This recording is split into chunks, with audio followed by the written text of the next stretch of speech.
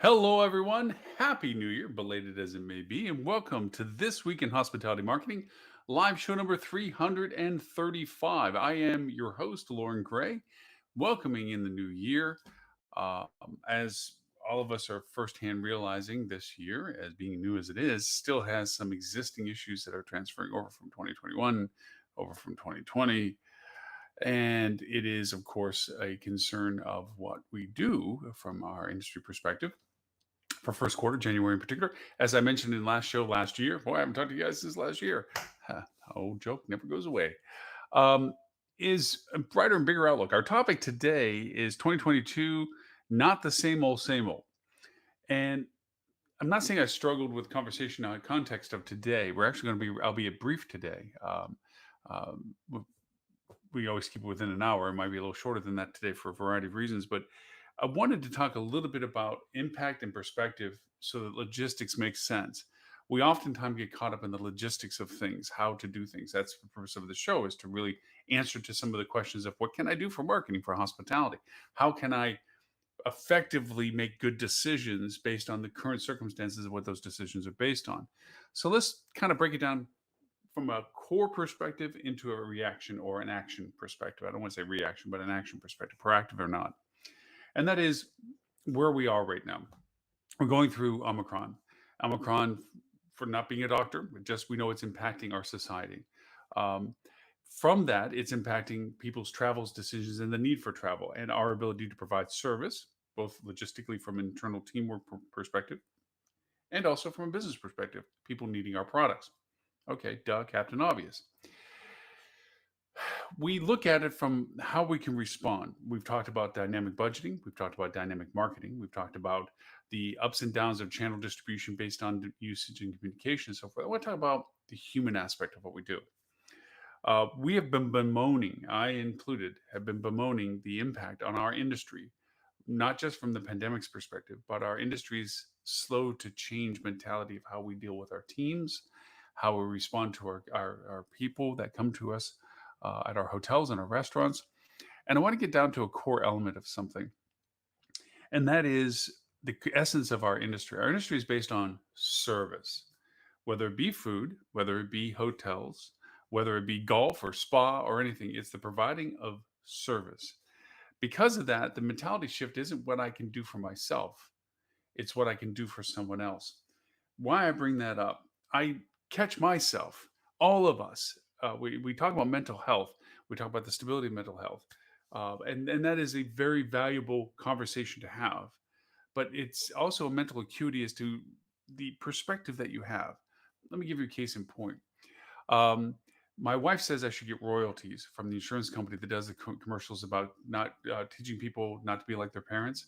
Because she's like, dude, you do that at the grocery store, or you know what, you do that at the airport, or you know what, you do that uh, at the knickknack shop or whatever. You know, the all the jokes about that. She thinks I should get royalties because they probably patterned all of those things off of my experience of how I handle things, kind of thing. So I'm a gregarious person, and I've often laughed at the fact that people will come up to me and talk to me because apparently you exude that, like, hey, I'll talk to anybody, and I will.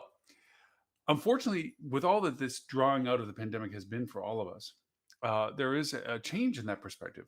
I'm less gregarious. For the longest time before we had the vaccines, you begin to get closer. I mean, I'm walking outside with a mask on, and we didn't have the vaccines or anything like this, and somebody's coming down the sidewalk with me. I'm like, okay, I would love to say hi, but I don't want to create some engagement. I don't know this person. I have no idea what's going on. And even after the vaccinations, whether they're vaccinated or not, whether I don't know. So the whole persona, the dynamic of engagement had changed for me. Driving down the road, I would get frustrated that somebody just changed on the lane in front of me. They didn't cut me off or anything, but they changed on the lane in front of me. And my normal reaction prior to COVID would have been like, I wouldn't even ever react. I wouldn't even thought about it. I was like, okay, normal traffic. For some reason, I get edgy about this now. It's like, wait, hey, what you getting in front of me for? This, this lane. It's a weird reaction. It's unfounded on anything other than what the pandemic has created in a change of persona for me. We now eh, uh, involve ourselves with risk and reward on engagement with people, even our friends. It's like we're worried, like, well, I want to be with you, but Now there's this this protocol of, do I know you've been vaccinated? Have you ever know you've been safe? Have you been sick recently? Do you look sick now? These things we didn't have in our society engagement prior to COVID. And because of that, we've become very centric to ourselves. Self-preservation is in Maslow's hierarchy is before anything else. So because of that, our industry has been very much a reflection of that. Our tolerance of people, our patience with people. People are acting out their angers and frustrations. We see this in the news all the time. Crime, vandalism, people's way they handle themselves on an airplane. When did that come up, right? These things are representations of the frustration and the change in the dynamic of how we interact as a society, people with people in a world of. And so from that, I think of our industry as being very unique in a possible solution. Now, people that know me know that I'm constantly referring to movies because I think movies are a reflection of our society. Movies are created as a reflection of our society, and we equate to them and like movies because of how the messaging or our familiarization with the messaging comes through. So I want to refer to a movie that's way back in time, but a great movie on Gandhi, and it was a biography, albeit a movie biography, of Gandhi's progression through life. And it was at a certain point in the movie where Gandhi was on a fast to protest the violence that had been created in the independence of the country of India and all the people that were attacking each other because of this newfound independence. And a man was brought before him that had created heinous things. I'm not going to get into the details of the movie, but had done some heinous things. And Gandhi looked at him in his strife of hunger and his willing away, and he says, I have a door out of hell for you. And he began to prescribe to him uh, what he needed to do to create a balance to what he had done. He didn't condone or excuse what he'd done. What the man had done in the movie context was heinous. He didn't absolve him of it or look for it's okay given the circumstance. He didn't do any of that. He just said, for you, you have to balance what you've done, and he gave them a prescription to that. I think our industry is that has that ability in our society to a certain degree. Our industry, against all others that you look at, the paramount aspect of our industry is service. We tout it in the statement of how heart of the servant and so forth. We get caught up in the logistics of running our industry, operations and acquisitions and finances and investment and all these kind of things. But at the core of what all this is to satisfy within our society the need for travel and interaction and service. I go to a restaurant, I get served. I can make dinner at home, but I go out and choose to get served. I can sleep in my car or I can stay at a hotel and get served. For those reasons, our industry is centric to this heart of the servant. We again talk about this. So we can offer our society kind of like what I'm referring to this movie as a kind of a gate out of hell, a door out of hell that it's the opportunity to show kindness beyond the, well, you get paid to be that. Because if anything we have seen in this past year is rude customers, rude service. People are vengeful about their response, about the, I'm not getting service, these people don't care. And yet, they understand. None of us are dumb. Okay. The worst thing that people do in marketing is assume that they're talking down to an audience. There is no down to any audience. Everyone has intelligence. Perspectives change, values change, understanding changes. But think of this: humanity has a core of self awareness. We know we exist, and we know that we have impact on what we do for ourselves and then, of course, for others. We have chosen through our current society right now to ignore the impact on others because we're forced to only be centric on ourselves. It's not making an excuse for ourselves. It's just we think of self preservation. It's become more of a predominant issue for us in our society than it has in times past. And from that, we are less tolerant, less patient, less concerned for our fellow person. And that has bred itself. And so people come into a hotel and you can definitely see the overworked look in a person's eye, whether they're wearing a mask or not. Oh, by the way, wearing masks, that's a great way for us to understand the true intent of the person behind it. We have to rely on their eyes. We can't see their face to know whether or not they're smiling, they're grimming, they're making a face, they're sticking their tongue out. We don't know these things. So we've even added to the exacerbated value of not knowing our interaction value with other people, even when we do have it. So here we have a chance to appreciate. We see it in the news, an act of kindness. Our news agencies have actually mandated that for all the nasty, bad news they're sharing with us about these crimes and these issues and these problems, they try to sprinkle in at the very end or wherever a good news story purposely. Like, hey, even though we just told you a bunch of crap, there's a good news thing. And that's what we realize. It's like, oh, we there's times we don't even watch the news. It's just one thing after another. It's just it's depressing. I mean, it truly is. But the good news people, we like to watch that part, and that's the part we can be as an industry. We can be that beacon of kindness. Now, we're asking our team to do what they too are suffering from, as everybody else is, on being nice to somebody that isn't being nice back. If anything we see out of this, that gets more attention than it is the pleasantry of, "Oh, I'm nice to you. You're nice to me back." No, no, that's what we would hope happens daily.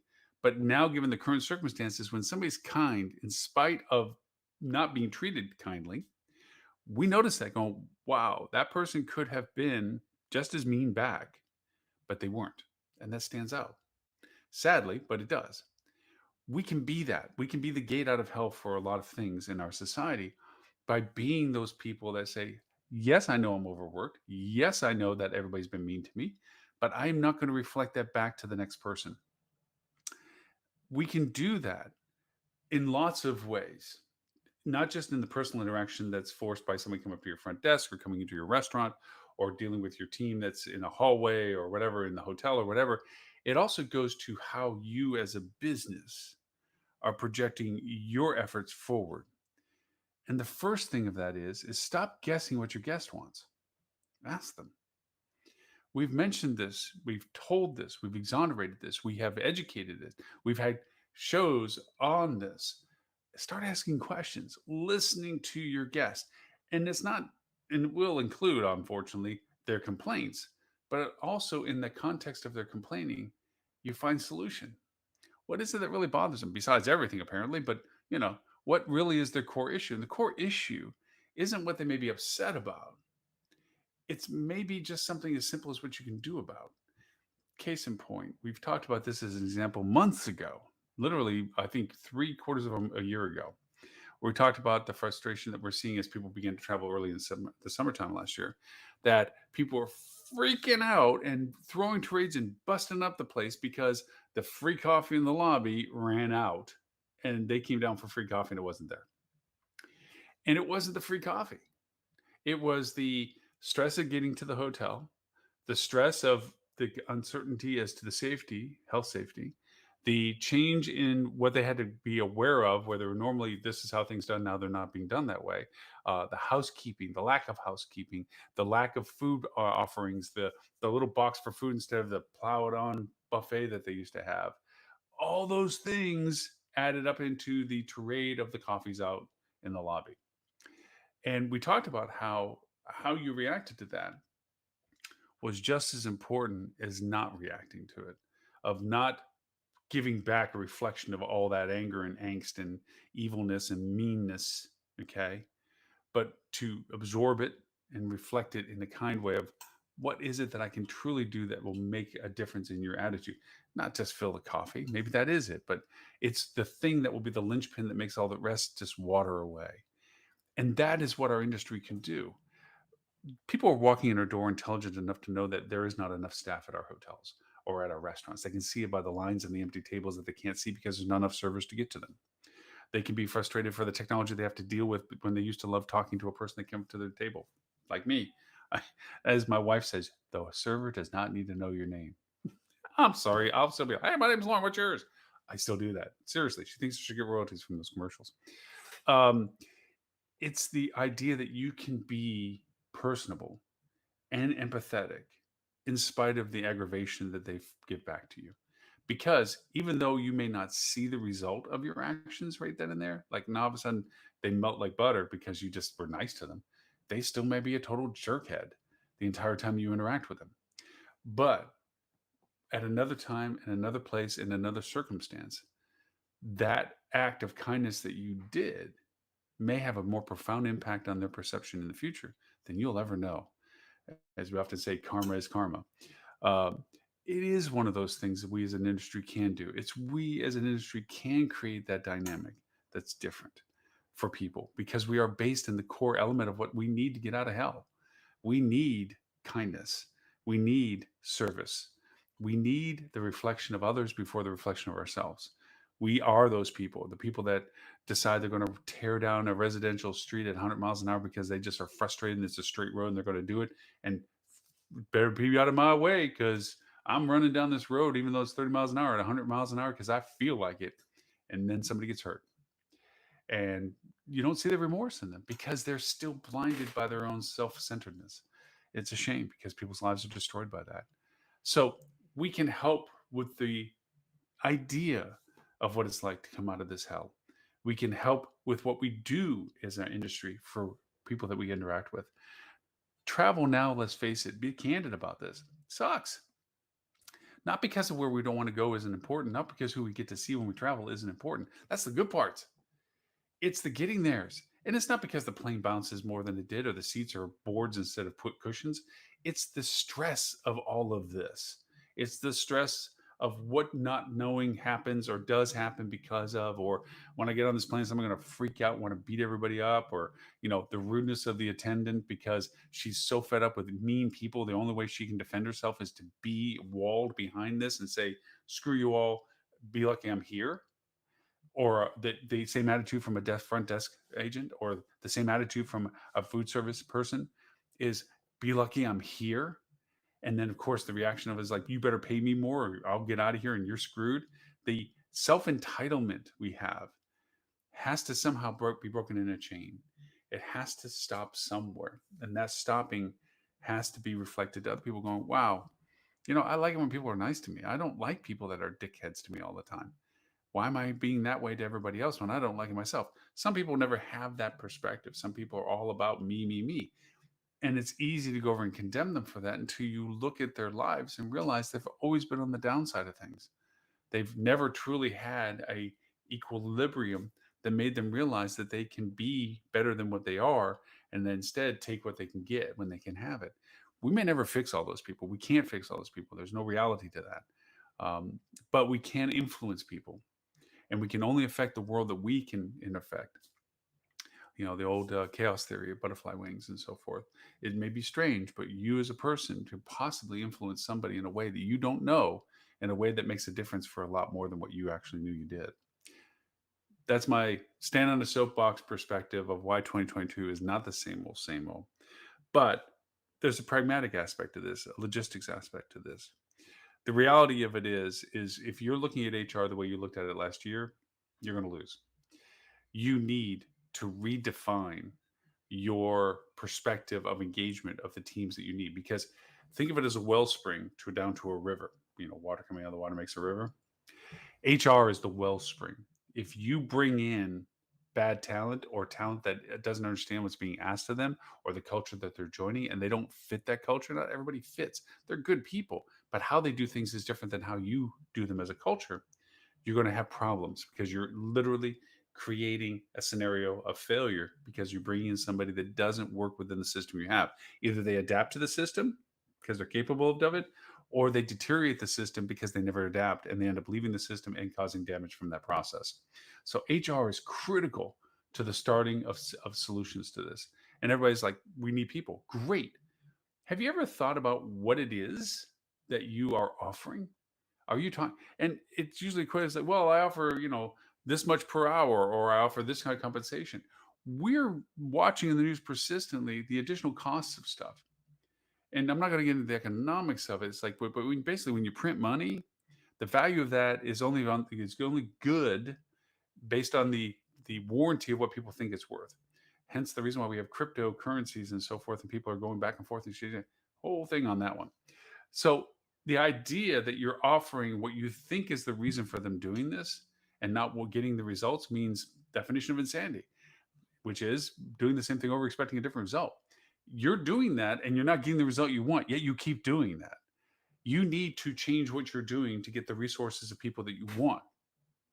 One of my dear friends that with me that works with me, he has his own company, and he put out, because he's at the position now that he needs more people.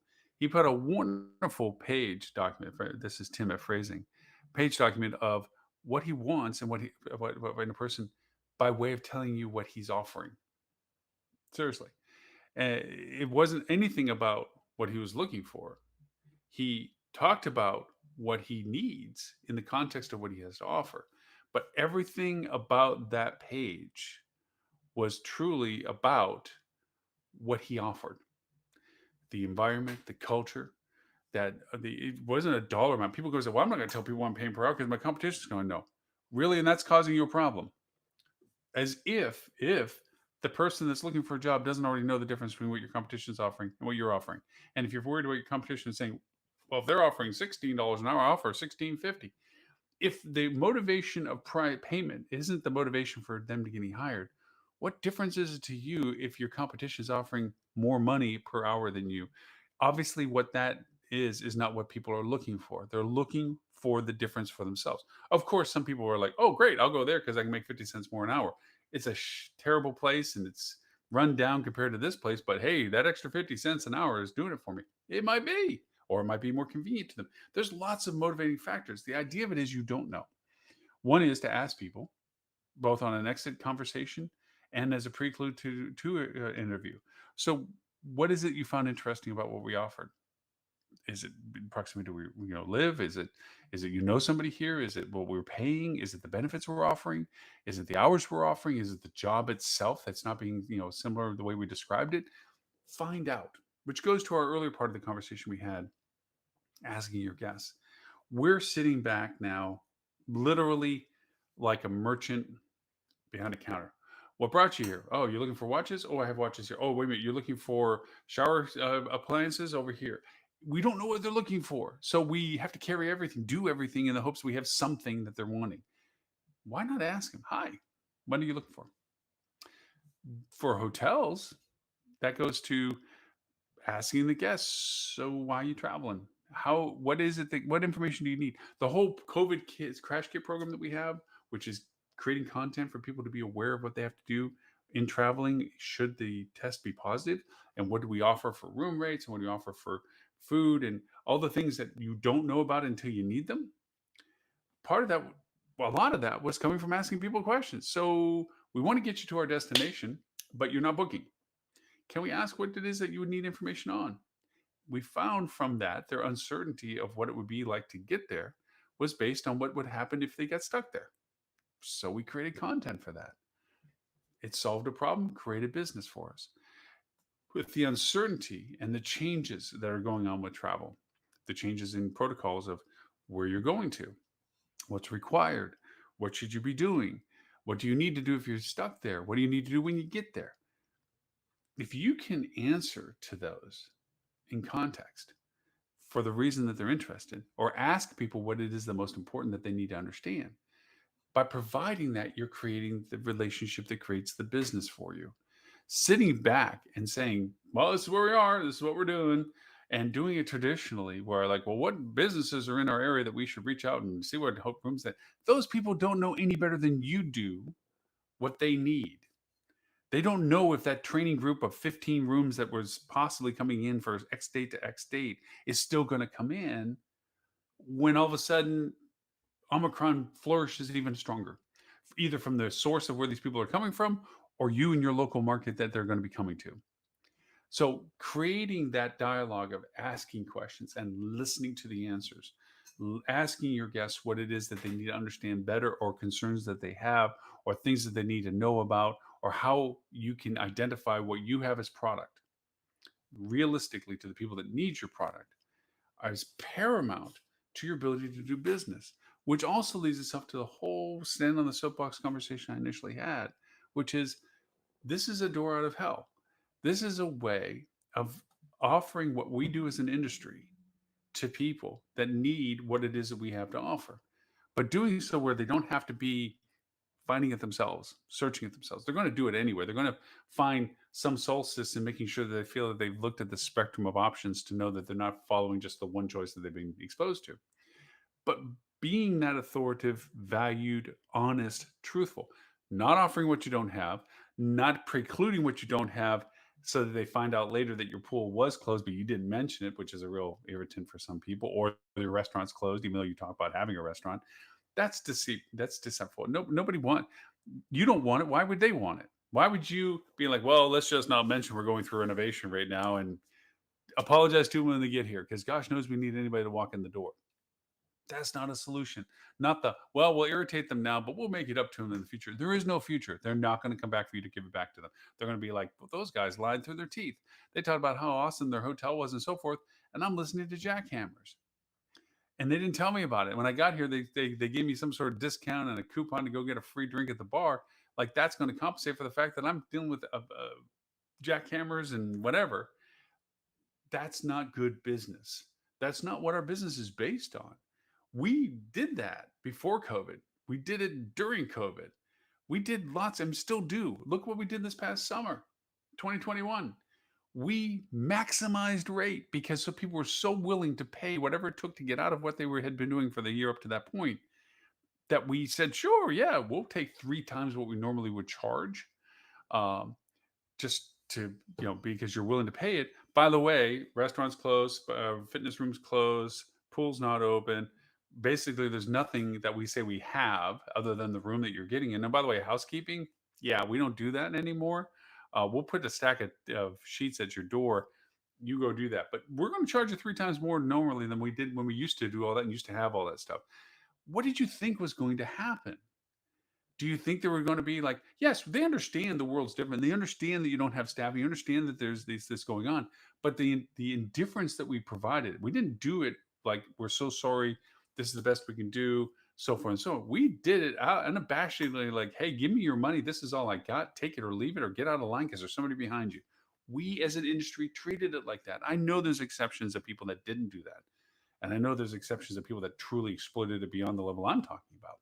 But as a general overview of our industry, we did a lot of that. And for that reason, we need to go back to what we are as an industry. From a marketing perspective, it's sharing content that's helpful. From a marketing perspective, it also means doing surveys that are helpful, understanding and listening our guests so that we truly know what it is that we can provide as content and service for them. So I do sincerely appreciate you letting me tirade on this idea of what our industry can do for 2022. From a logistics point of view, of being where we are right now, first week of January for this, and going through the exacerbation of what Omicron is doing for people getting sick, it's easy to look at the fact, well, people aren't getting that sick. They're still getting sick. And most importantly, they're still getting COVID, which means it only propagates other people getting COVID. I think something here with me in Florida, they're saying that there's a forecast that at least 70 or 80% of us in Florida, let alone countrywide, but I'm sure that's a reflection of others, is going to get COVID. There's a lot of people that can't get sick for their immunity issues and for existing conditions and so forth. So there's tragedy on the threshold for all of that. So being tone deaf to talking about coming down and enjoying and doing this and so forth without responding to the concerns that people have, content that is helpful for them to understand what you're doing in compensation to it. I went through, as all of us had, in the transition of, well, let's get all those videos we did of people wearing masks and keeping distance and wiping elevator buttons down. Let's get that stuff off. Let's stop talking about it. Let's push that into the back again. We want to talk about happy days and back to business and come enjoy it and do the travel with us and so forth. Yes, it was wonderful to think that we could optimistically think like that. The reality of it is we're back into that doldrum of explaining what we do in response to what's happening. Being tone deaf to current circumstances only makes and diminishes our honesty and our credibility with our guests when just like telling them that the pool's closed, but not telling them. Like saying we have a pool, but then surprise, you're here. Guess what? Our pool's closed. So sorry, COVID, not enough people, whatever. That doesn't satisfy the fact that you didn't tell them before they arrived.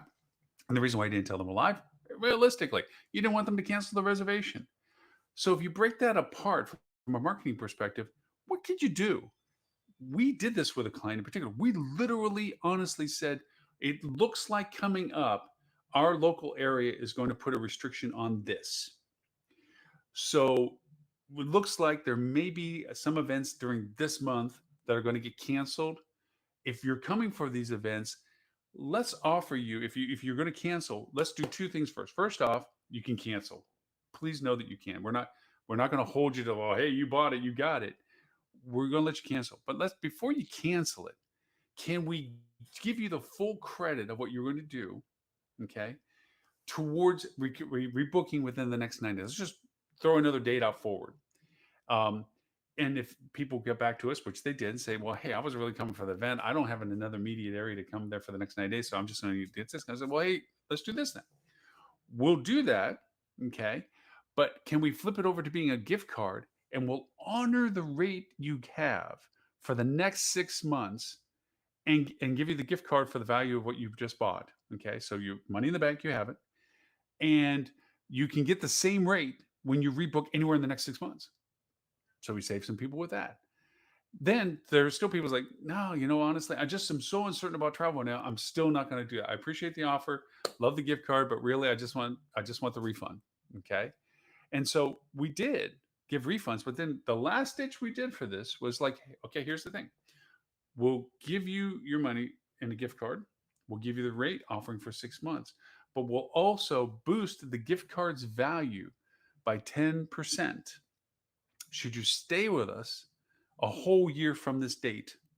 So even though you don't know if you're going to come back, even though if you're not coming back in the 6 months, we're going to guarantee you a rate and extra value if you just get it as a gift card for the next year." Now, we didn't do this as a full of brush Kirby sales, like, well, not this and this and this and this. We made this as a progression of answering. We offered it. Okay. So people saw the full spectrum of the offer. The value were better as you went down the list. People understood that. And we knew that most people were going to take advantage of the bottom one, which was like, I'm going to get a gift card. I'm going to get 10% extra. I'm going to get a rate guarantee, even though I'm going to come a month later. It's okay. It's one of those things, like when you offer an offer and you allow the dates to be extended past the date of offering, it's because you but let's have it as a problem. Let's have it like, oh, well, we really overbooked that program. No, no, we planned on having overbookage with it. We wanted people to feel like they were getting away with something. The same mentality with this is like, look, we're here to, the end result was we were able to not lose that reservation, because even though they canceled the reservation, they got a gift card, which means the money is still sitting in our account. So cash flow is still running in lieu of the fact that they're going to stay later. And yes, there is a threshold of return. We don't want everything to be already prepaid in the future, because eventually, when it comes time for them coming in, they've already paid, but we don't have income at that point. There's a quantity, there's a math way of doing this that says we'll have this much available to do that with before it begins to diminish our cash flow in the future tense.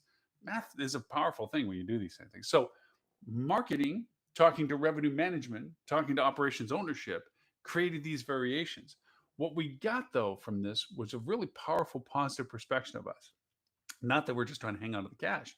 On the contrary, a willingness to preemptively show, if these are the considerations that you're coming for, if this is why you're coming on that weekend or coming on for this, there's a chance. If it doesn't happen, great. But we're not going to hide behind the, oh, no, we think it's going to go fine. No worries. And then when they show up, oh, that got canceled. What you've done is you've irritated a guest because you didn't share with them what you probably already knew. And whether you knew it or not, the perception's still there. Marketing is about communication in as much as it is about providing a product and deriving revenue from it.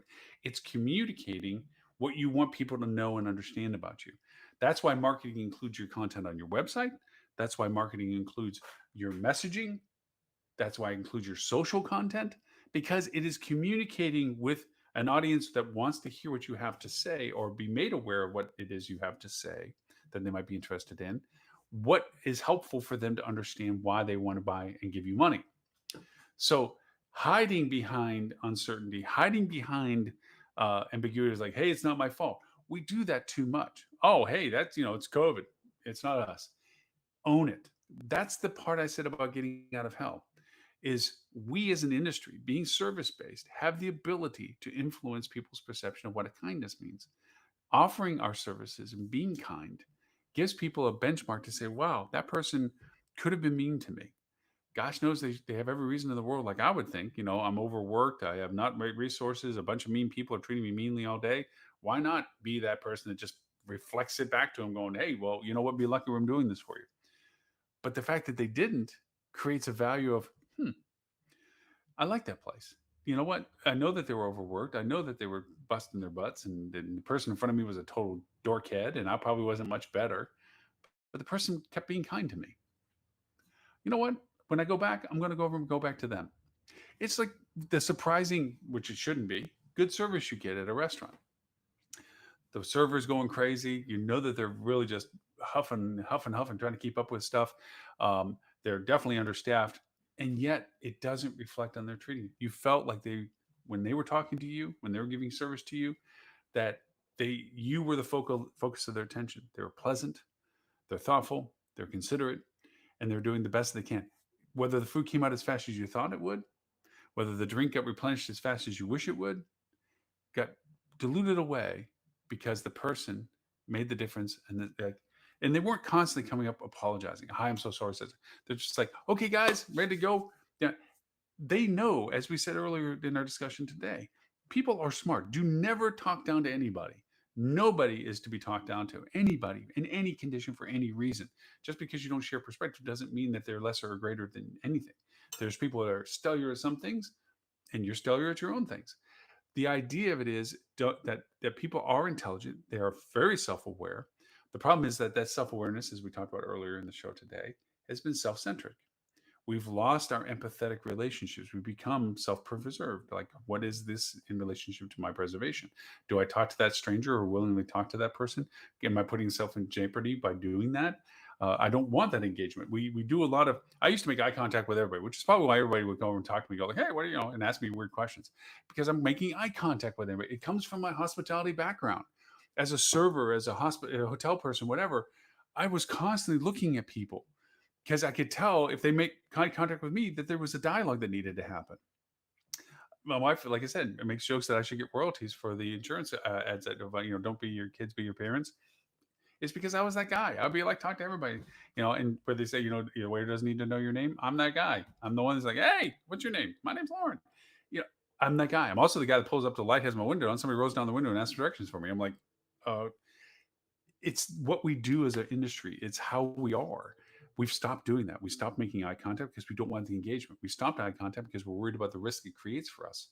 We've stopped the interactions that make us unique in our ability as an industry. That's why I think our industry can be that doorway out of hell for our culture. If we can begin to live up to what our industry is based on as the heart of the servant and the value that we represent, we can influence others unknowingly. Like I said, the butterfly wings and the theory, chaos theory. We don't know how that act of kindness that we did affected that person in ways that we don't know. Like I said, with the news, we have a good piece of news after tons of bad news because we appreciate the uniqueness, which is sad to say, the uniqueness of somebody being kind at a time when they had no reason to be, because we see so many examples of where people had no reason to be. So I'm not trying to cut our conversation short today, Ariel. Thank you so much for listening to my conversation diatribe on this. Um, I do appreciate the idea that this is the first show of 2022. Logistically, have mentioned what I am doing right now for my clients and what I'm doing. That I'm focusing on listening to the variable demands of my guests, asking the questions, creating surveys, creating dialogue, creating means of communication for them to respond and for us to solicit answers of what it is they're looking for, what it is that they need, and how is it that we can answer to both of those. That's how we're approaching our marketing. I'm not trying to second guess. I'm not trying to blast things out. I'm not trying to do incentivizations and blindness to what the realities of we are. I'm being honest, sensitive, and thoughtful about the content that's being created. And most importantly, doing that by listening to the people that need it as a provided service from our clients' products and my own. So I would say that's the strongest way to do because dynamically, we've talked about dynamic budget creation, dynamic marketing creations. We've shown the math to do this. We've shown how to calculate diminished value returns. We've gone through that whole process in the live shows. So now it's enacting those tools at a time that you need to be listening and responding, and in turn, from that response, reevaluate your methodology of logistics and business operation to accommodate the changes in business sources, value of that business, and means of finding new business. So, with that, thank you for your time and listening to this. I hope that you both enjoyed it on the live show, also on all the simulcasts we're doing on the TV channel that we do, Hospitality Channel, which is on Roku, Apple, and Google TV, and Amazon Prime TV. You can watch us on TV whenever you like, in addition to all this, and also to our Twitch crowd. Twitch is an amazing channel. We're going to talk more about it in live shows in the next couple of weeks and so forth, as to the value proposition of Twitch and channels like that in similar areas and so forth. So I hope you come and jump in for that. We're also finalizing some guest co-hosts. So you don't have to keep listening to me all the time since we've made the change of format to one topic, 1 hour per week. So we'll have other people coming in talking about what they find to be valuable and important. And we might have more talking heads again as they bring in people that they would like to have that conversation with on the show. So lots of fun stuff for this year. Optimistically in all things, please. Don't get caught into the doldrum of the things that cause you angst. Be as positive as you can with that. And more importantly, reflect the positivity with everyone else, not the gumball drop of, oh, and it's so great, and be blind to the realities of things, but instead be that kind source. Be that person that is in hospitality that refers to how can I help, and truly mean it, and be helpful, and listen to the person rather than simply think you have to shove to them what you think you can do for them. Listen to what they may need and determine whether you can help them. So with that, my name is Lon Gray. I thank you for the privilege of your time. And I will do a podcast today recapping this show, along with talking about SMS messaging, which is a great handy tool set. We're going to go through different tools. Ariel, thank you. Yes. To that, we'll be back again next Friday, 11:30 a.m. Eastern U.S. time. We'll be simulcasting this show Wednesday, 11:30 a.m. Sydney and 11:30 a.m. London time, for those that are in different time zones that get to listen to the recast. And again, thank you all for the privilege of your time. Ariel, thank you for your time spent with me today. And we look forward to talking to everybody next week. Bye, everyone.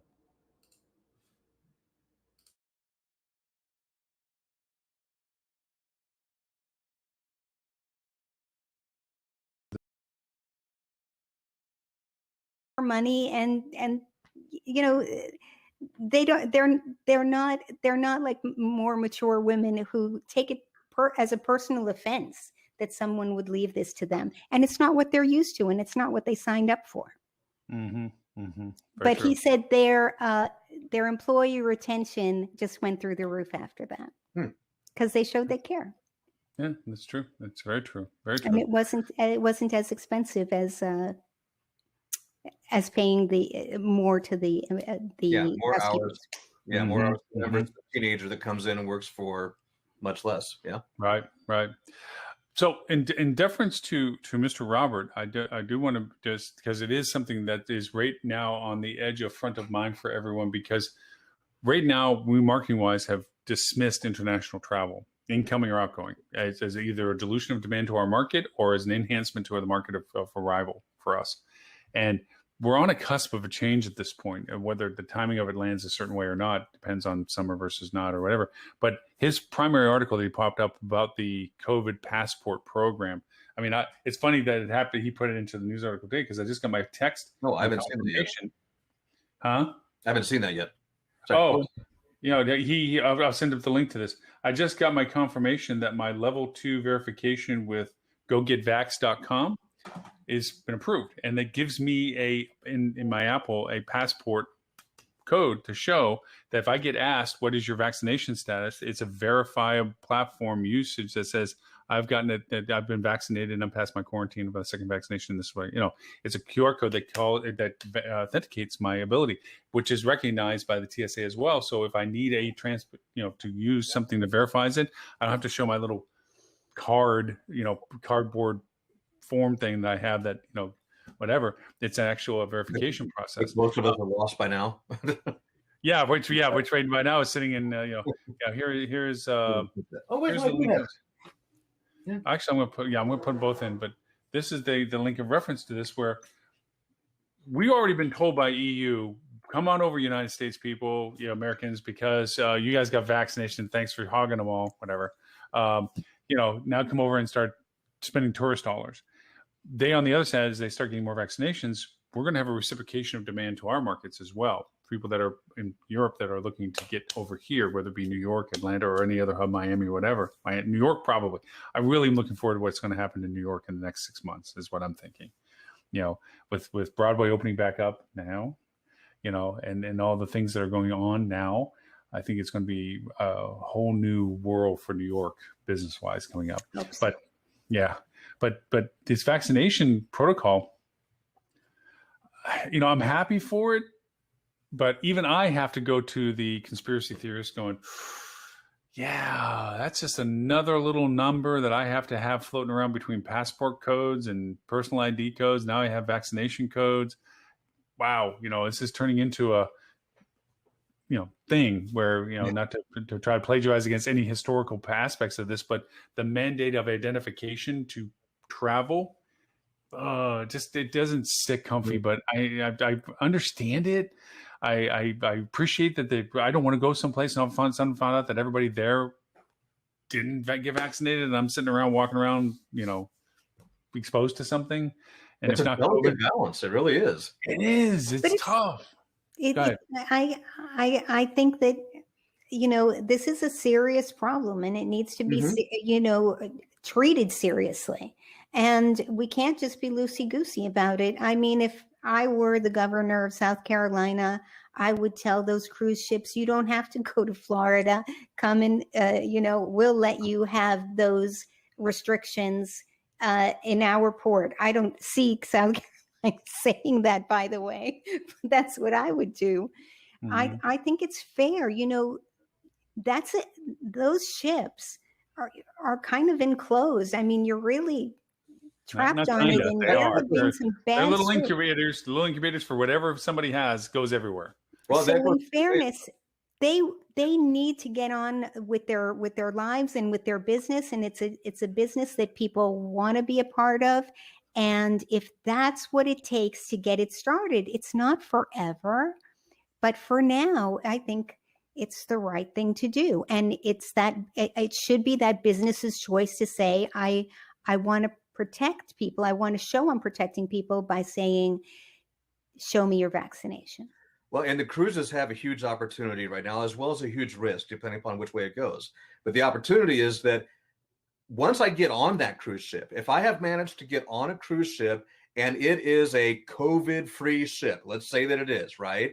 And it's away from